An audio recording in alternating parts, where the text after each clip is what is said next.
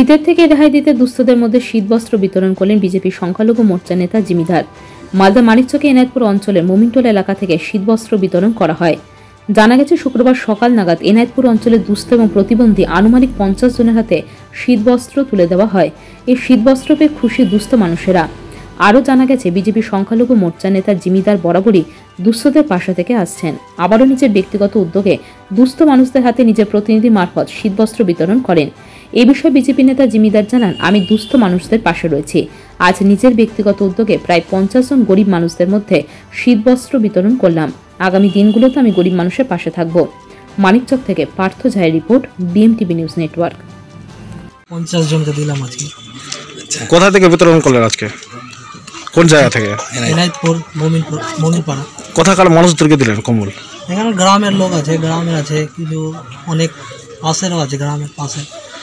কতজনকে দিলেন? প্রায় 40-50 জনকে দিলাম আজকে। ঠান্ডার জন্য দিলাম এদেরকে কম্বল, গরিবদেরকে। হ্যাঁ।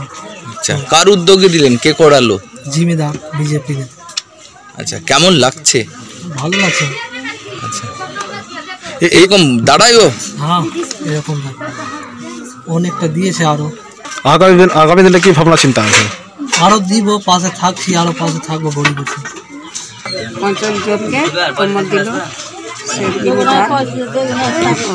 জিমিদারকে। আমরা জানি কি ফজলের খবর হলো কি জিমিদার কম্বল দিবে, আমরা এসেছিলাম। 50 টাকা লোককে কম্বল দিল। এর আগেও গরিবের পাশে দাঁড়িয়েছে জিমিদার? হ্যাঁ, রোটে চলে গরিব আছে, বহিন আছে হ্যান্ডিক্যাপ, ওর কাছে সব সময় থাকে, সব কথা বলে, কথা সেক্স তাকে চুল। আচ্ছা, বলছি এই জিমিদারটা কে? বিজেপি নেতা। আচ্ছা, আপনাদের পাশে দাঁড়িয়েছে? হ্যাঁ। কেমন লাগছে দাঁড়িয়েছে? তো ভালো লাগছে। হ্যাঁ, ধন্যবাদ জিমিদারকে, ধন্যবাদ। পাথর ছাড়াই প্রতিকার সম্ভব। মালদার প্রাচীনতম ভৃগু বংশ জ্যোতিষী পণ্ডিত এস শাস্ত্রী।